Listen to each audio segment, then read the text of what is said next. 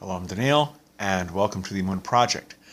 Continuing in our series of Tshuvah, this applies to all groups: converts to Judaism, Gerim, returnees to Judaism, Baalei Tshuva and Noahides, Bnei Noach. The rules of Tshuvah, the elements of Tshuvah, apply to you all.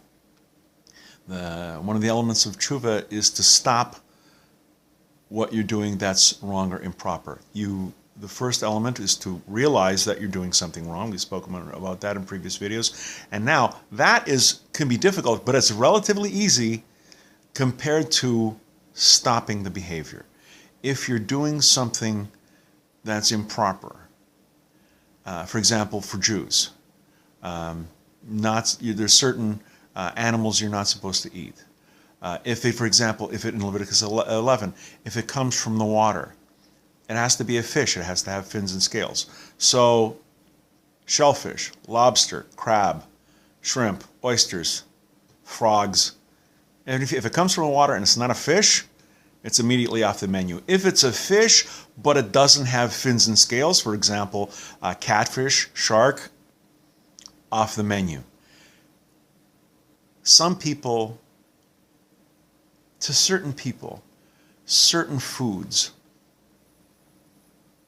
are just like, they mean everything. If I had a buck for every time I've heard someone say, "Oh, I couldn't live without bacon," for someone who is a Baalei Tshuva, someone who's converting to Judaism or someone who's returning to Judaism, whether you're a ger, whether you're a Baalei Tshuva, and you have been eating treif, you've been eating non-kosher, to give that up because you are becoming more observant,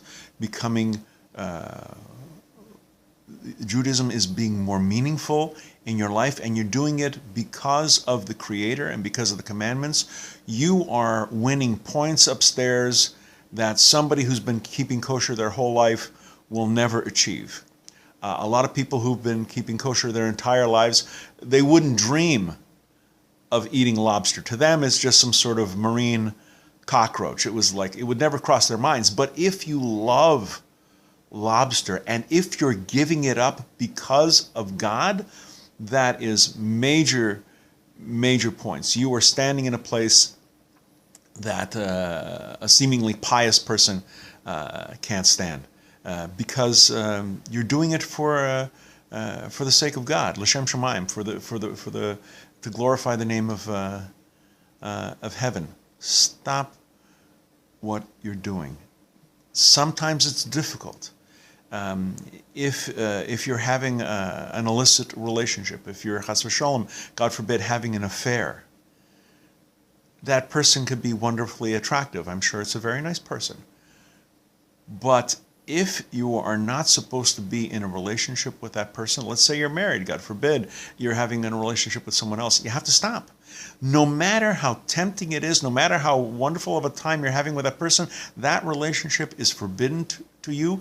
You have to stop. If you acknowledge that it's bad, oh, there's a commandment against adultery, but I'm going to go ahead and have a relationship with this person anyway, doesn't score you a lot of points. The point of acknowledging that something's wrong is to give you the impetus, to spur you on to stopping it. Tshuvah is a process. You're not going to get very far in the process if you acknowledge that something's wrong, but you keep on doing it. It may take a couple of times. A lot of these things are very difficult. It's very difficult to give up. But you have to do it. It's part of the process. It is an important element. It's difficult. Sometimes it's hard to understand, well, how come I can't eat this, but I can't eat that? What's the difference? I can eat a trout, but I can't eat a catfish. That may be hard intellectually, but it's nothing compared to stopping doing something that you want to do, and that Yetzer Hara is really going after you.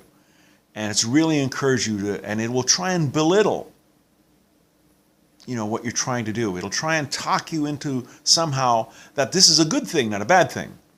Intellectually you know it's wrong, and now it comes to putting it into action. Stop doing it. Or if you're not doing something, do it. If what you're doing if what you're not doing is improper and what you're doing is better. Stop it. Hard. Easy to say. hard to do. We're going to be doing more videos along the subject of Tshuvah and other subjects. I hope you find them of interest. I hope you find them encouraging. I hope you find our advice valuable. Until next time, on behalf of the Emunah Project, I'm Daniel, and thank you too much.